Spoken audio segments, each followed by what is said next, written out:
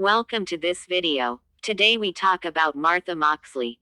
Make sure you are subscribe and like. Let's get started. Introduction. Today, we dive into the unsolved mystery of the murder of Martha Moxley, a tragic story that remained in the spotlight for nearly 25 years. This case not only kept the public's attention in the United States but also raised many questions globally about justice, the influence of famous families, and the struggle to uncover the truth. The story of Martha Moxley is one that reminds us of the complex world of crime, justice, and injustice. The life of Martha Moxley. Martha Moxley was born on August 16, 1960, in an affluent neighborhood in Greenwich, Connecticut.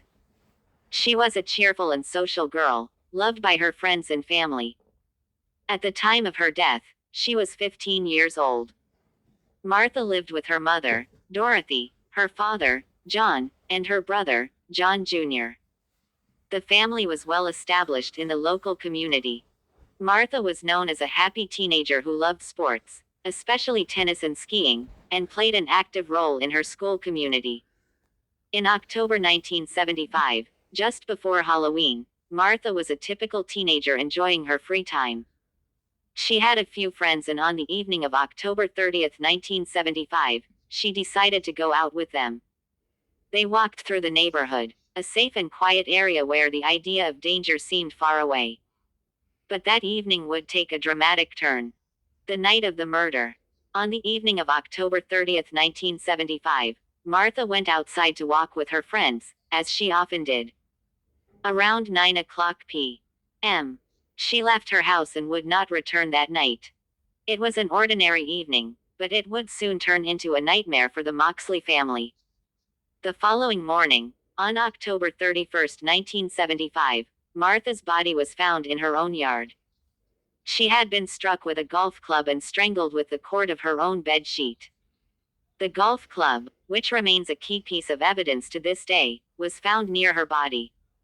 It seemed like a brutal and personal act, leaving the police with many questions. The investigation. The investigation into the murder began immediately, but it was fraught with obstacles from the start. There were few clues, no eyewitnesses, and no clear suspects. The neighborhood itself was usually quiet, and little was known about who might have been involved. As the investigation progressed, several potential suspects were brought up, but nothing led to a concrete solution. One of the early points of interest was the family of Michael Skakel, the nephew of the famous Kennedy family. Skakel, who was 17 years old at the time, lived nearby and moved in the same social circles as Martha. There were stories about a problematic relationship between the two, but no evidence directly pointed to Michael. The influence of the Kennedy family. The Skakel family had a prominent history and was closely linked to the Kennedy family. Michael's father was the brother of Ethel Skakel, who was married to Robert F. Kennedy. This connection ensured that the case received significant media attention from the beginning. This made the situation even more complex, as it seemed the famous family might have influenced the investigation, leading to rumors of favoritism and cover-ups. Still, at that point, there was no evidence to directly accuse Michael Skakel. The case remained without arrests or convictions for many years, causing frustration for the Moxley family.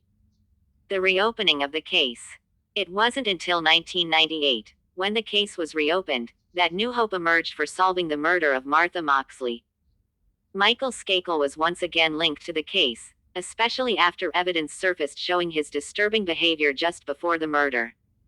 He was said to have acted strangely on the night of the murder and had spoken multiple times about the killing, causing investigators to doubt his innocence.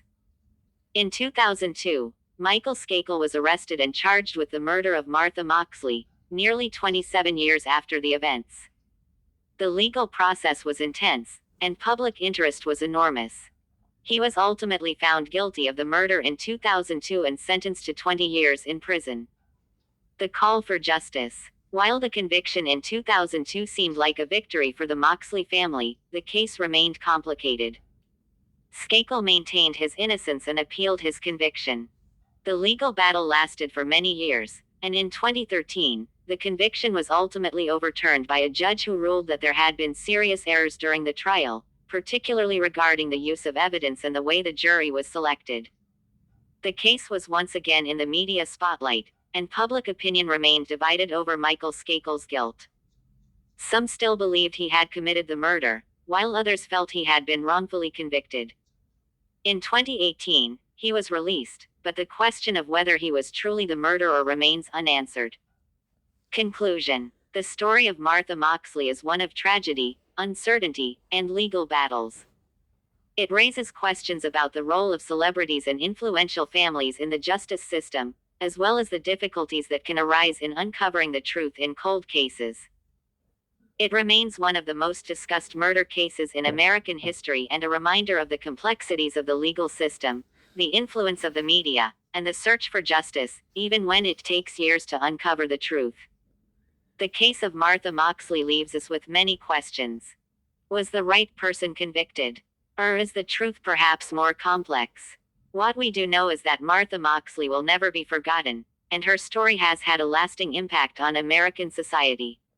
If you're fascinated by true crime stories and the advancements in forensic science, don't forget to subscribe to our channel for more in-depth coverage of real-life mysteries.